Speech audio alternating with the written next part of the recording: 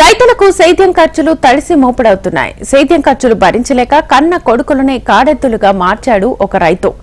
రాయలసీమ జిల్లాలో మంచిగా వర్షాలు పడడంతో రైతులు ఖరీఫ్ సాగుకు సన్నద్దమవుతున్నారు.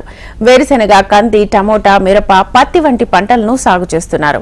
అనంతపురం జిల్లా నూతిమడుగులో రైతు తన ఇద్దరు కొడుకులకు గుంటుకకి ఇరువైపులా కట్టి పొలంలో కలుపు తీశారు. ట్రాక్టర్, ఎద్దుల సేద్యం ఖర్చులు భరించలేకనే తన కొడుకులు రాణా ప్రతాప్, కార్తీక్ లను గుంటుకకు కట్టి కలప నివారణ చేయడం రైతు దీనస్థితికి అద్దం పడుతోంది.